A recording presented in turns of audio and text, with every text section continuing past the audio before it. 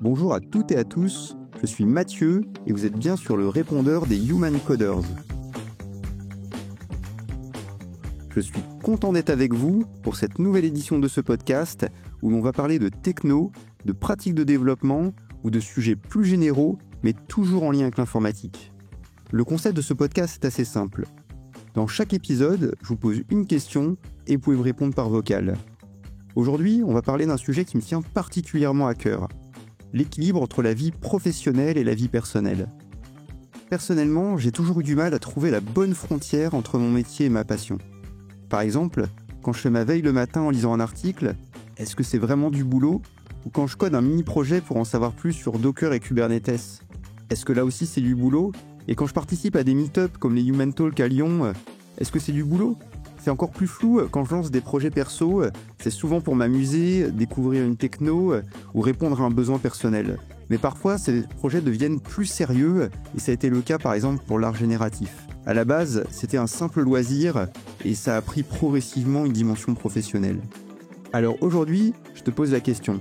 Comment arrives-tu à garder l'équilibre entre ta vie personnelle et ta vie professionnelle? As-tu mis en place des règles précises pour séparer boulot et loisir? Comment gères-tu tes projets perso quand ils deviennent plus sérieux? As-tu une anecdote ou des astuces que tu voudrais partager? Vous êtes bien sur le répondeur des Human Coders. Laisse-nous un message après le bip. Salut Mathieu, c'est François. Je suis développeur freelance et contributeur open source. Et je travaille depuis mon bureau à la maison en full remote. Donc du coup, ça impacte quand même pas mal l'équilibre entre la vie personnelle et professionnelle. Surtout quand je travaille avec des clients qui sont sur des fuseaux horaires assez lointains. Par exemple, mon dernier client était aux États-Unis. Et aux US, ils commencent leur journée quand nous, on finit la nôtre. Et donc le peu d'overlap qu'il y a entre les deux, généralement tombe au moment où on doit passer du temps en famille. Donc c'est le moment de faire le repas du soir, de mettre les enfants au lit, etc. Donc en général, je dis à mes clients, quand c'est le cas, c'est le moment de passer du temps en famille, donc je reprendrai le taf un peu plus tard, quand tout le monde sera couché. Ça permet d'avoir bien cette dualité entre c'est le moment de la famille et c'est le moment du boulot.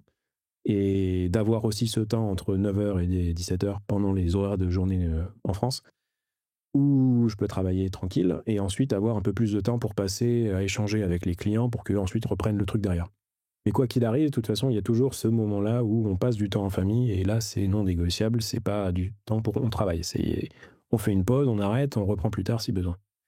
Par contre, le fait d'avoir le bureau à la maison, c'est vrai que c'est un peu compliqué pour les enfants qui sont assez jeunes et qui comprennent pas que papa il est dans le bureau en ce moment, il faut pas le déranger, il finira un peu plus tard et ensuite on reprend, etc. De même façon, avoir le bureau juste à côté de leur chambre, ça veut dire que le soir je peux pas forcément faire beaucoup de bruit ou pour faire un call ou un truc comme ça, en général ça peut potentiellement poser des problèmes. Après bon, le principe du freelance c'est aussi des avantages, ça veut dire que je peux quand même gérer mes horaires sans trop de problèmes, c'est-à-dire je peux aller chercher les enfants à l'école, je peux les poser le matin, on peut faire des trucs pendant la journée si les clients sont sur une autre time zone et ensuite je travaillerai plus tard. Donc ça permet d'avoir cette flexibilité qui permet finalement de garantir une bonne séparation entre les deux. Après, un des autres avantages du freelance, c'est que au-delà de choisir ses horaires, de choisir ses clients, etc., généralement je fais des missions qui sont assez courtes et du coup je peux prendre des pauses entre différentes missions pour passer un peu plus de temps avec les enfants, pour aller faire d'autres choses, etc. Typiquement en été, on prend un peu des vacances et donc c'est pratique de pas forcément avoir à compter le nombre de jours de vacances qu'on a et plutôt dire là je fais une pause dans mon taf et je reprendrai en septembre. Et du coup ça permet d'avoir un peu plus de temps à donner à 100% à la famille avec ça. Alors je disais que j'étais aussi contributeur open source, ça c'est un autre cas où l'équilibre peut être potentiellement difficile. Étant donné que l'open source ne dort jamais, c'est-à-dire je développe un projet qui commence à avoir un peu de succès qui s'appelle Nux, qui est une librairie pour React pour gérer l'état dans l'URL. Et ça pose des soucis en fait parce que le support, les gens qui ouvrent des issues, qui ouvrent des discussions, qui ouvrent des pull requests, etc., sont tous sur des time zones différentes et potentiellement font ça aussi le week-end, un peu comme moi.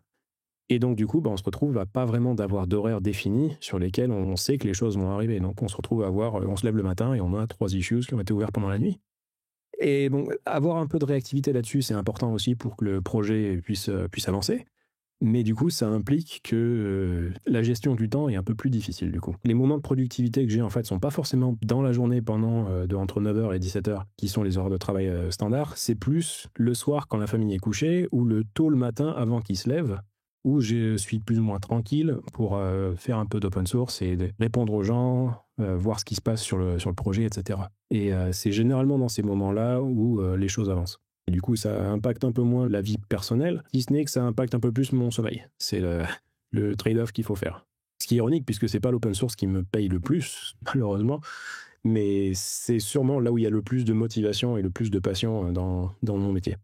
Un des points négatifs aussi qu'il peut y avoir, je pense, en termes d'équilibre, en étant freelance, en étant toujours un petit peu à l'écoute de ce qui se passe un peu dans le marché, c'est la veille technique qu'on fait pour savoir quelles sont les dernières technos, quels sont les besoins, etc., qui se fait souvent par les réseaux sociaux et qui est un gouffre de temps qui est assez énorme. Et ça va de plus en plus vite depuis 2 ans avec les modèles d'IA et toutes les innovations qui se font dans ce domaine-là, qui sont du coup assez difficiles à suivre et assez difficiles à gérer en termes de gestion du temps. Alors c'est ironique puisque l'IA pourrait clairement nous aider pour ce genre de choses en allant aller voir sur les réseaux sociaux et en nous faisant des résumés de tout ça, mais qui est quelque chose qui a quand même du sens puisque je peux ensuite repartager ces connaissances avec les gens de ma communauté localement dans les Human Talks, par exemple, auxquels je présente assez régulièrement à Grenoble, et dans les autres meet-ups du coin où on discute de tous ces sujets tous les mois, etc. Donc voilà, pour conclure, avoir un bureau à la maison, c'est super pour plein de choses. C'est un peu moins bien, effectivement, pour pas avoir cette séparation qu'on pourrait avoir si on devait prendre le vélo pour aller à l'espace de coworking ou ce genre de choses. Mais ça a au moins l'avantage de pouvoir facilement changer de contexte entre famille et travail, et du coup de pouvoir adapter les horaires en faisant une sorte de Tetris entre le calendrier et de permettre de passer quand même du temps avec la famille, vraiment que avec la famille, et ensuite du temps à bosser et vraiment que bosser. Et donc ça, c'est assez pratique. Salut Mathieu, c'est NJ Guyard, je suis chez Shodo et je suis développeuse depuis à peu près 7 ans. Alors sur la question de l'équilibre vie pro et vie perso, j'ai eu un cheminement un petit peu chaotique. Il faut savoir que je suis issue d'une reconversion. Avant j'étais serveuse, sans aucun diplôme, donc pas serveuse, pas beaucoup d'équilibre vie pro vie perso déjà, et je suis passée par l'école 42. L'école 42, pour moi, c'était génial. Pour celles et ceux qui savent pas, c'est ouvert H24, 7 jours sur 7. Et on s'inscrit à des projets et on a des vidéos qui nous apprennent à peu près 10% de ce qu'on a besoin de savoir pour faire le projet. Et le reste, on l'apprend sur Internet ou en demandant aux copains de gauche, aux copains de droite. Et on a tout le temps qu'on veut pour réaliser ces projets. Moi, ça fonctionnait vachement bien avec moi parce que j'apprends en faisant et j'ai du mal avec le système académique. Donc, c'était parfait pour moi. Donc, je passais beaucoup de temps à l'école. Je comptais vraiment pas mes heures et c'était assez chouette tant que c'était de la formation et que je m'amusais. Sauf que ça a conditionné comment je travaillais après. J'ai été prise en stage toujours dans le cadre de l'école 42 et l'entreprise qui m'a pris en stage m'a pris en CDI après. Sauf qu'ils savaient que j'avais pas de diplôme et que j'avais pas terminé l'école, puisque c'est eux qui m'ont proposé le CDI qui était au SMIC. Et donc, ils en profitaient un petit peu pour appuyer sur mon syndrome de l'imposteur, me faire comprendre que j'étais pas suffisamment compétente et que pour compenser cette incompétence, fallait que je travaille plus pour le même prix. Je faisais beaucoup d'heures supplémentaires pour réaliser les tâches dans le temps que l'entreprise estimait que je devais le faire. Et en plus de ça, le soir et le week-end, je me formais sur mes propres deniers et donc sur mon temps libre pour essayer de compenser cette incompétence technique qui disait que j'avais, quoi. Ça a forcément impacté ma santé à ce moment-là. C'était pas cool. Après, donc j'ai changé d'entreprise plusieurs fois. J'ai eu quelques expériences un petit peu similaires, mais j'ai aussi commencé à faire des conférences. Sauf que l'entreprise où j'étais au moment où j'ai commencé ça, ils estimaient que c'était pas du travail et que c'était pas en rapport avec mon travail. Donc j'ai tout créé sur mon temps libre. Et quand je devais aller en conférence, j'utilisais mon argent et mes congés, quoi. Donc là encore, pas ouf. Ça a pas mal impacté ma santé. Et à cause d'autres sujets avec cette entreprise-là, j'ai aussi fait un burn-out. Le burn-out qui m'a un petit peu réveillée pour que je sois un petit peu plus stricte sur justement l'équilibre vie pro, vie perso. Aujourd'hui, je suis chez Shodo et chez Shodo, ils ont bien compris ça quand même. On a un budget de 5 000 € par an pour se former sur ce qu'on a envie, de la manière dont on a envie. C'est-à-dire que on peut l'utiliser pour aller en conférence, genre DevFest et tout ça, ce que je fais. On peut l'utiliser aussi pour les formations, pour les trajets, pour aller en conférence. Et quand on crée des conférences, pour chaque nouvelle conférence qu'on crée, on a 5 jours de congé pour réaliser ces conférences. Et en plus de ça, quand on va en faire le talk, on a ce jour-là qui est déstaffé aussi, donc il y a un jour de congé. Donc ça, déjà, c'est un avancement de ouf parce que la veille, c'est des choses qui permettent de s'améliorer pour son travail, de potentiellement viser des divers objectifs de carrière, et c'est hyper important. Et aussi, c'est dans nos droits. C'est-à-dire que c'est dans les devoirs de l'entreprise de nous former pour le métier pour lequel elle nous emploie, et en plus de faire en sorte qu'on reste employable pour nos futurs emplois, même si c'est pas dans cette entreprise. Et ça, c'est vraiment dans le code du travail, hein, c'est un vrai truc. Après, j'ai encore du travail à faire là-dessus parce que je suis engagée dans pas mal de choses. Je suis militante, je suis dans l'association ISO, qui est une asso qui milite pour accélérer la féminisation de la tech. Et donc, je fais des meet-up. Ça reste dans le monde de la tech, mais ces trucs-là, j'ai décidé que c'était des trucs perso parce que j'ai vraiment envie de m'engager dedans et c'est pas... pour moi, ça doit être décorrélé. Donc, j'essaye aujourd'hui de catégoriser un petit peu plus ce qui fait partie de mon temps de travail, donc les ateliers que je peux faire, les conférences que je peux faire, et ce qui n'en fait pas partie, mes loisirs et mes passions et mon militantisme. Et en plus de ça, pendant les vacances, j'essaye de déconnecter totalement de tout ça, parce que ça reste dans le monde de la tech, et du coup, j'essaye de me forcer à faire autre chose, à jouer, à lire, à faire des choses qui n'ont pas de rapport avec mon métier directement. Voilà. Et je pense que c'est hyper important d'apprendre ces choses-là, et j'ai beaucoup de chemin à faire là-dessus, parce qu'aujourd'hui, on est dans un métier qui est hyper... Il y a énormément d'injonctions, on voit ce métier comme un métier de passionné, et du coup, ça donne l'impression à pas mal de gens qu'on doit être passionné pour réaliser ce métier, et qu'on doit forcément avoir un side project, qu'on doit forcément travailler sur notre temps libre, qu'on doit coder sur notre temps libre, alors que pas du tout. Pour moi, il faut qu'on arrête ces injonctions. On n'est pas obligé d'avoir un side project, on n'est pas obligé de travailler sur son temps libre, c'est même plutôt déconseillé. Il y a des choses qu'on doit faire sur notre temps de travail, et il faut savoir séparer et en fait, faire d'autres choses pour pouvoir, si on en a envie, réaliser notre métier correctement et sans qu'il nous bouffe et sans qu'il nous pousse vers le burn-out. Et puis en dehors du travail, on a aussi le droit d'utiliser notre temps libre pour notre temps libre, pour profiter du temps avec notre famille, pour ne rien faire. Ne rien faire, c'est faire quelque chose, c'est se reposer. Pas faire des choses qui sont en rapport avec le travail. On peut faire des choses très chouettes sans que ce soit du travail. Voilà, alors j'aurais plein d'autres choses à dire, mais je pense que c'est déjà pas mal. Donc je te dis à une prochaine fois peut-être. Salut!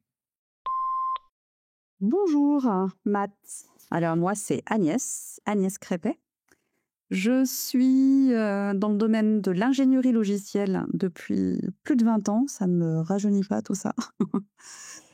Et donc oui, aujourd'hui, tu m'avais demandé de parler un petit peu de l'équilibre vie perso et vie pro.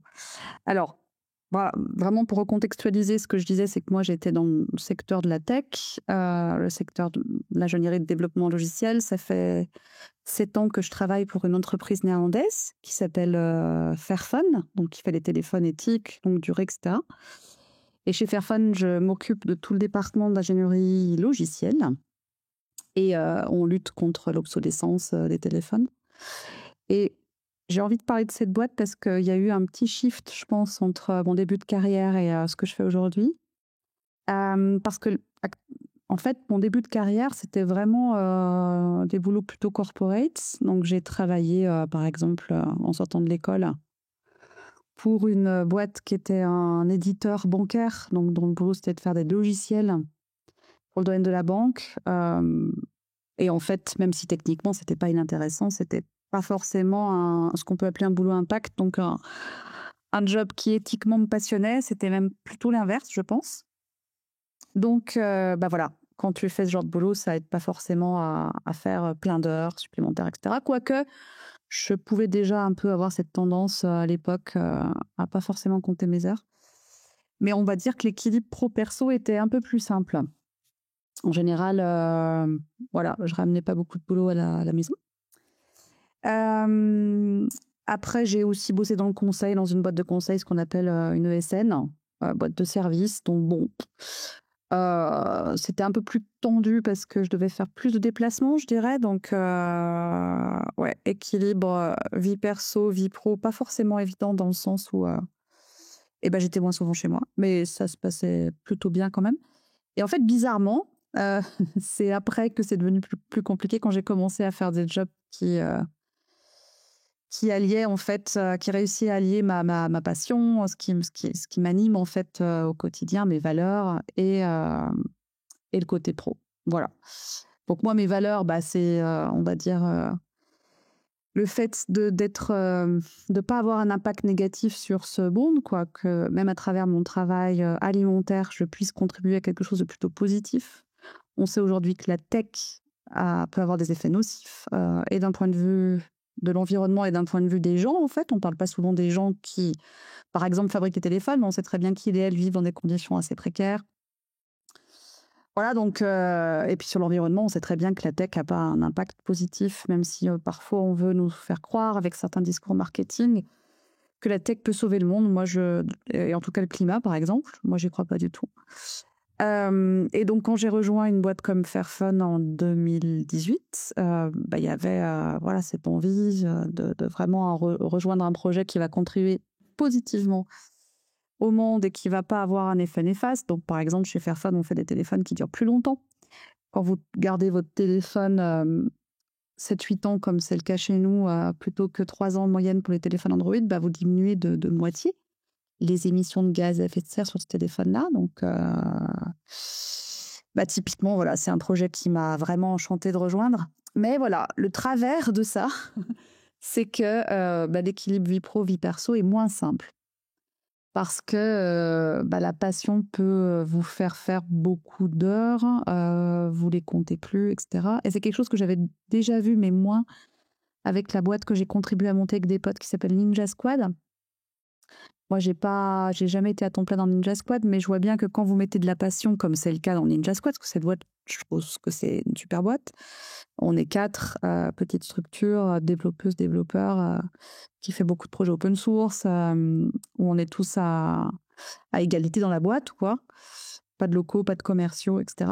Je voyais bien, en tout cas, à travers mes collègues, que quand on aime ce qu'on fait, on peut y passer beaucoup de temps, peut-être beaucoup trop de temps.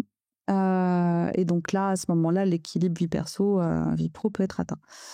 Donc j'avais déjà eu un aperçu avec Ninja Squad, mais comme je l'ai dit, j'étais pas à temps plein, donc je le vivais pas moi-même.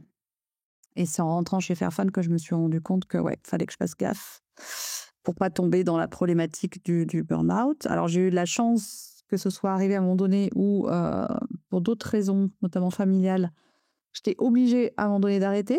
Donc derrière, ça veut dire quoi? Ça veut dire que j'avais des enfants, donc le fait de m'en occuper, etc., d'avoir des contraintes familiales, ça fait que à un moment donné, on déconnecte.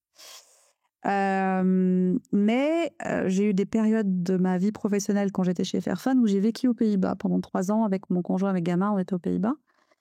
Ce qui était super, mais ce qui était aussi un piège parce qu'on avait moins de relations sociales, on avait moins on va dire, de potes, de famille. On n'avait personne, en fait, quand on arrivait là-bas.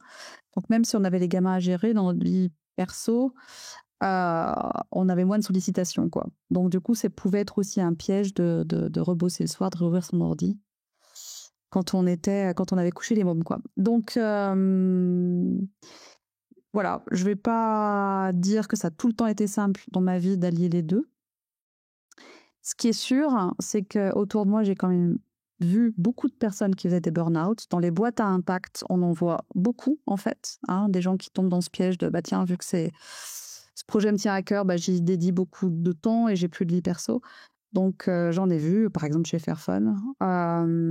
Et aussi dans d'autres associations, j'en ai pas beaucoup parlé, mais je fais aussi partie d'associations. J'ai cofondé la conférence Mixit, par exemple, et que ce soit dans Mixit ou chez Fairphone, voilà, j'ai vu des gens qui ont fait des burn-out, quoi. Donc, ça m'a donné quelques leçons. Et j'ai pas une discipline d'enfer pour ne pas tomber dans le burn-out. Mais ce qui est sûr, c'est que je suis vraiment consciente du fait que le boulot que je fais, c'est quand même une position assez confortable dans notre monde aujourd'hui. J'ai pas forcément d'horaire. Oui, quand j'ai un meeting à 9h, je fais en sorte d'être connectée. Mais ce que je veux dire, c'est que j'essaye de prendre le bénéfice de ce boulot qui est quand même assez incroyable. Le fait d'être dans la tech, ça nous donne quand même beaucoup de privilèges et j'en suis consciente. Ce matin, j'ai vu un pote dans la rue, on s'est arrêté, on a pris un café. Et je ne suis pas obligée d'être à 9h 1 ou 9h02 au boulot. Donc ça, je le fais. J'essaye de donner beaucoup de place à mes amis, à ma famille aussi, mais aussi à mes amis, à les voir souvent, à m'astreindre à me poser des rendez-vous pas trop tard le soir pour pouvoir voir mes potes, etc. Et aussi, ça va paraître très, très conventionnel, mais la place du sport, en fait, dans ma vie a aussi vachement changé. Au début de ma carrière, je faisais presque pas de sport et j'en ai fait de plus en plus. Alors, ça paraît assez conventionnel parce que ça paraît assez classique de dire « Oh, je fais du sport, tout va bien ». Mais moi, vraiment, je l'ai ressenti. Je suis pas une grande sportive. Voilà, j'ai pas un corps d'athlète, etc. Mais ça m'a vraiment aidée. Le fait de faire du sport, de sécréter de la sérotonine, je sais pas quoi, j'en sais rien. Mais en tout cas, d'être vraiment mieux dans ma peau. Et pareil, j'essaye de me donner de la place pour ça dans ma semaine, dans mon emploi du temps. Donc voilà, avoir des moments où socialement je m'immerge, je vais voir des potes, etc. C'est pas le podcast là, enfin l'interview, ce que je dis aujourd'hui, c'est pas équilibre vie pro, vie perso, vie familiale, pardon. Parce qu'on pourrait aussi parler du burn-out parental. Mais je vais pas en parler beaucoup, mais juste un petit clin d'œil. Le fait que je laisse de la place dans mon emploi du temps au sport et à voir mes amis, ça m'a aidé aussi, je pense, à un moment donné, de ne pas faire de burn-out parental, parce qu'on peut avoir cette tendance aussi avec des jeunes enfants à passer tout notre temps libre avec eux. Et en fait, moi, ça ne me va pas. Et je pense que mon conjoint, c'est la même chose. On a besoin de temps pour nous aussi. Voilà. Et quelque part, c'est aussi bénéfique pour le boulot. Ça vous évite de tomber dans un burn-out professionnel. Voilà, je ne sais pas si ce que j'ai dit, c'était clair, mais voilà, en gros, le piège des boîtes à impact, faire attention, ou des associations, faire attention de ne pas se brûler les ailes là-dessus, parce qu'on a besoin de nous sur le long terme pour ces projets-là. Voilà, merci, au revoir, au revoir. Allô Mathieu? Ouais, c'est Eric. Alors moi, je suis formateur en intelligence artificielle pour Human Coders depuis quelques temps. En parallèle de ça, je suis aussi dirigeant de mon entreprise qui est un SaaS de coaching professionnel qui s'appelle Hector. Et je suis aussi consultant en intelligence artificielle pour des entreprises du secteur. Donc, ça fait beaucoup de choses et justement, ça tombe bien parce que tu m'as contacté pour parler de l'équilibre entre ma vie pro et ma vie perso. Donc, c'est un sujet qui me touche particulièrement, que je connais pas mal. Alors, c'est quelque chose que j'ai vécu de plein fouet il y a quelques temps quand j'ai commencé à créer ma boîte, quand j'ai commencé à créer Hector. Globalement, j'étais dans mon ancienne entreprise. Et j'ai démissionné pour créer mon entreprise et dans le même temps, j'ai décidé de m'installer aussi avec ma nouvelle compagne. Donc ça s'est fait vraiment, tout ça s'est fait en 2 mois de temps, qui est en plus, ma nouvelle compagne, mon associé dans mon entreprise Hector. Donc tout s'est fait un peu en même temps. Ça a été le bazar, on va dire. En octobre, je démissionnais voilà, le mois d'après, Hector était créé. On emménageait tous les 2 dans une nouvelle maison avec chacun un enfant, donc famille recomposée. Donc il a vraiment fallu trouver un équilibre entre les deux. Et je crois que ça a été quelque chose qui a été un processus forcément qui n'est pas immédiat, qui est un peu long et qui a, je crois, passé par pas mal de communication entre Julie, ma compagne, et moi. Encore aujourd'hui, finalement, c'est quelque chose qui est jamais acquis, cet équilibre-là. On se laisse l'espace nécessaire. En plus, vu qu'on est associé et en couple, il n'y a pas forcément de séparation entre le pro et le perso, donc il faut qu'on arrive et on n'en crée pas, c'est-à-dire qu'on n'a pas créé de règles où on s'est dit tiens, à 18h on arrête de parler de boulot. On peut très bien parler boulot dans le lit, par exemple, devant la télé. On peut aussi parler perso quand on est au travail. Donc ça se mélange un petit peu. Par contre, on arrive vachement à s'écouter, on arrive vachement à lire l'autre. Donc, je pense que tout passe dans la communication. Il y a des fois, on peut passer des journées finalement à pas forcément travailler parce qu'on sent que l'un ou l'autre, on n'est pas prêt pour ça. Et puis, elle aussi a son activité. Elle n'est pas que associée directeur. Elle a aussi une activité de freelance à côté. Donc, on a beaucoup d'activités en plus de notre devoir parental. C'est quelque chose qui qui a été compliqué à mettre en place. Je crois qu'on a mis des calendriers pour mettre les calendriers synchronisés ensemble pour que tout s'emboîte bien. Ça a été un long processus. Là, on commence vraiment à avoir de la visibilité sur le calendrier de chacun, quand on est 2, quand on est 3, quand on est 4. Et comment on fait pour que le travail ne vienne pas impacter la qualité de notre vie personnelle avec nos enfants. Donc voilà, on sait que le mercredi matin, souvent, on est censé travailler, mais on ne travaille pas. On emmène les enfants à la piscine, on s'occupe d'eux, on joue avec. Le mercredi, c'est vraiment une journée enfant. On travaille beaucoup moins que les autres journées, par exemple. C'est quelque chose qui est ultra important pour nous. En tout cas, on ne se voit pas être performant dans nos activités, que ce soit moi de formateur en intelligence artificielle ou en tant qu'associé d'acteur. On ne se sent pas être performant si on n'est pas bien non plus personnellement dans la vie privée. Donc, c'est quelque chose qui est ultra important. Et le fait de se connaître, moi je travaillais avec Julie depuis 7 ans avant qu'on se mette ensemble. On se connaissait, on savait comment chacun fonctionnait. Ça nous a vraiment aidé. Elle, par exemple, elle souhaitait mettre des règles. Elle souhaitait mettre vraiment un livre d'or, finalement, des règles listées de notre collaboration personnelle et professionnelle. C'est quelque chose qui, moi, je n'ai pas forcément voulu le faire comme ça. Et je l'ai écouté. On s'est chacun écouté. Et on se laisse vraiment à chaque fois la place. Mais on a décidé de ne pas le faire comme ça et de faire plus au feeling. Aujourd'hui, ça se passe vraiment très bien. L'équilibre, on l'a trouvé. Et ça passe vraiment par la communication, comme je l'ai dit. Je crois que c'est l'élément principal. Et savoir aussi lire les signaux faibles, savoir lire l'autre. La communication, c'est aussi lire ce qu'il dit ou ce qu'il ne dit pas. Donc voilà, c'est un travail de tous les instants et encore plus dans ma configuration. Je ne sais pas si j'ai répondu à tes questions, Mathieu, mais je l'espère. En tout cas, à très vite, à bientôt. Merci beaucoup. Salut Matt, c'est Jean-Philippe Baconnet, donc je suis consultant à Zenica à Nantes et aussi co-orga du Human Talk sur Nantes. Alors pour moi, l'équilibre vie perso, vie pro, c'est quelque chose qui est vraiment important. Alors peut-être que personnes qui vont me connaître vont peut-être rigoler quand je dis ça. Je ne suis pas forcément le meilleur exemple, mais en tout cas, je sais bien faire la différence entre les deux. Je vais t'expliquer pourquoi. Alors au quotidien, professionnellement, en fait, j'ai plusieurs casquettes. Je suis consultant à Zenica, je travaille sur des projets internes, comme par exemple notre podcast, les événements, des articles de blog, etc. Et je suis, pour le coup, principalement en mission chez des clients. Alors côté Zenica, chez mon client, c'est très rare que j'allume mon ordi en dehors des horaires de travail classiques, on va dire. Alors parfois, bien sûr, il y a des urgences ou alors j'ai dû m'absenter dans la journée. Je dois rattraper mon travail, du coup je me connecte le soir une fois que mes enfants sont couchés. Mais ça m'arrive très très très rarement. Ou alors parfois ça m'arrive aussi de faire des breaks dans la journée et du coup je rattrape le soir, mais bon voilà, en gros je sais ce que je fais, je sais surtout distinguer justement la vie perso et la vie pro en faisant des coupures. Alors c'est vrai que sur mon téléphone j'ai toutes les applications de communication que je peux utiliser à Zenica ou sur des communautés, donc que ce soit des Slack, des Discord, etc.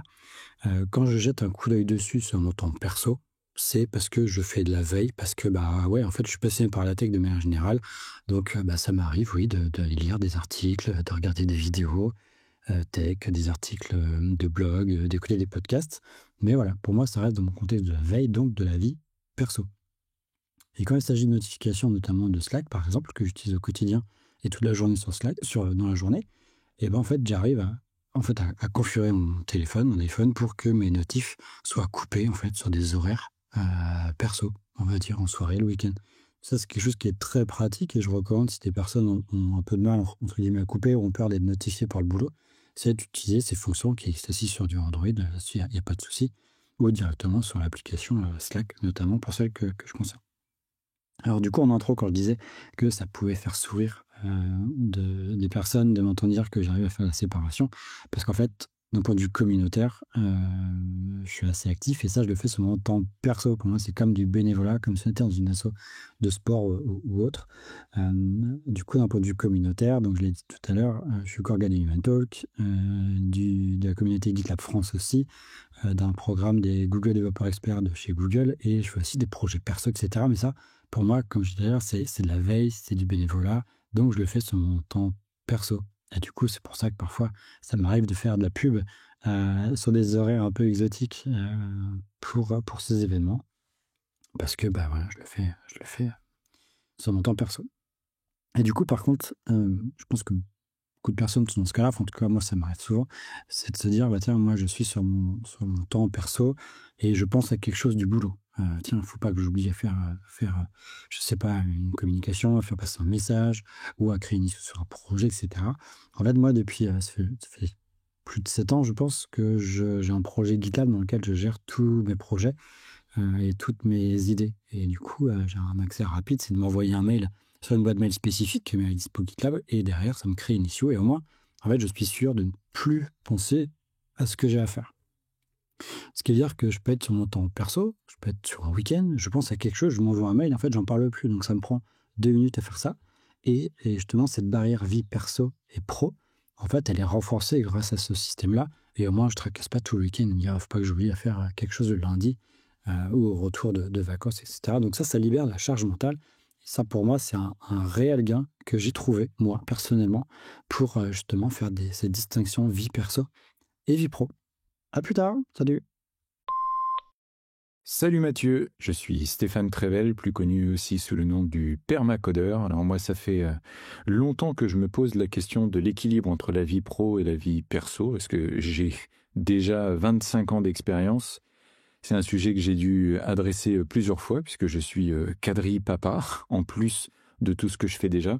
Et j'ai trouvé le moyen de me rajouter encore pas mal de choses, puisque je fais maintenant des conférences, des participations dans des podcasts, etc. Et il faut imaginer en plus que cette année, j'ai lancé ma chaîne Twitch et ma chaîne YouTube, Permacodeur, justement pour parce que j'avais pas déjà assez de taf jusqu'à maintenant.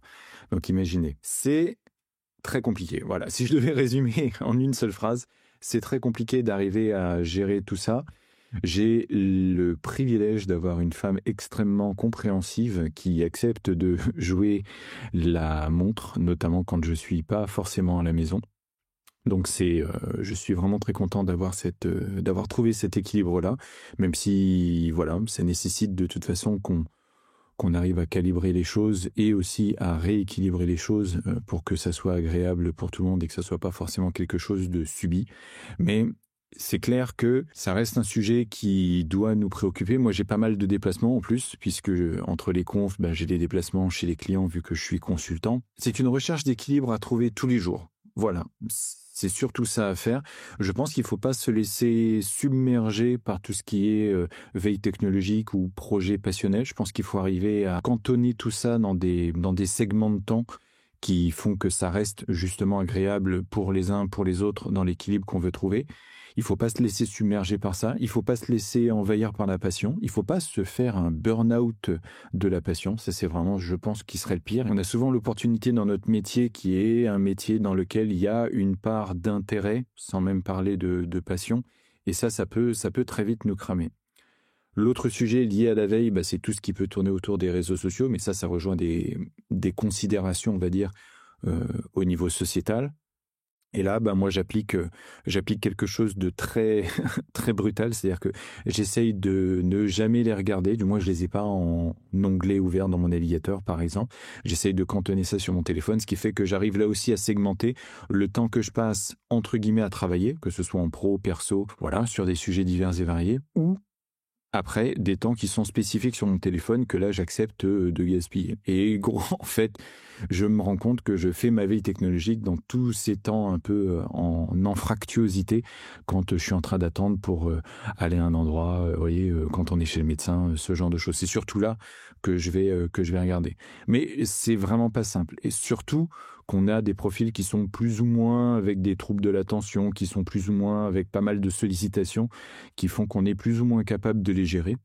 même si là aussi je pense que c'est un mal sociétal. Et le fait de vraiment compartimentaliser tout ça, c'est important. Voilà, il y a un moment pour la partie pro, il y a un moment pour la partie veille technologique que je considère comme étant une partie de pro, même s'il y a des aspects perso, même si c'est pas sur un sujet de ma mission ou de mon projet en ce moment. Le fait de m'intéresser aux nouveaux frameworks, aux nouveaux langages et aux nouvelles briques, ça reste quelque chose d'important et qui fait partie de ma formation professionnelle continue, on va dire ça comme ça. Et ce qui est perso est perso. Mais même à l'intérieur de ce qui est perso, il y a le temps que je passe avec les enfants, le temps que je passe avec les enfants plus grands, le temps que je passe tout simplement avec moi, avec ma femme. Enfin voilà. Il y a également le temps que je passe à faire du sport, parce qu'il y a cette injonction-là aussi, où, comme on dit, qui veut voyager loin ménage sa monture. Et le sport, ça reste quelque chose d'extrêmement important, notamment pour réguler sur la durée tous les aspects qu'il peut y avoir émotionnels, de la posture, le fait qu'on soit assis tout le temps, etc. Ça, c'est quelque chose qu'en plus, on doit apprendre à gérer et à intégrer dans le planning global. Et c'est pas simple. Là aussi, ça nécessite une segmentation et je pense qu'il faut la respecter. Voilà. Je sais que c'est pas un sujet qui est très facile, c'est pas un sujet qui est très facile à évoquer et je te remercie beaucoup Mathieu d'avoir soulevé cette question parce que ce sont des choses qui ont des conséquences à la fois dans notre vie perso quand c'est le pro qui prend le pas et à la fois dans la vie pro quand c'est le perso qui prend le pas. C'est bien de partager tout ça. Il faut qu'on puisse échanger des trucs et des astuces les uns avec les autres pour arriver à trouver comment gérer correctement cet équilibre et surtout comment le gérer dans la durée. Je pense que c'est ça le plus important. Merci à vous, merci Human Coders pour l'initiative, merci Mathieu pour la question, merci à vous d'avoir écouté et à très bientôt. Au revoir. Hello, c'est de nouveau Mathieu. Merci encore pour vos messages. J'espère que vous avez eu autant de plaisir que moi à les écouter. Vous avez été nombreux et nombreuses à participer sur ce sujet. Nous allons donc faire une suite à cet épisode avec d'autres messages tout aussi variés et intéressants. Si vous avez aimé ce podcast, n'hésitez pas à liker ou à nous suivre sur Spotify ou Apple Podcast. Nous construisons ce podcast avec vous, donc n'hésitez pas à nous proposer des idées pour les prochains sujets ou encore à participer aux prochains épisodes sur humancoders.com/podcast. D'ici là, prenez soin de vous et à bientôt pour la suite de cet épisode.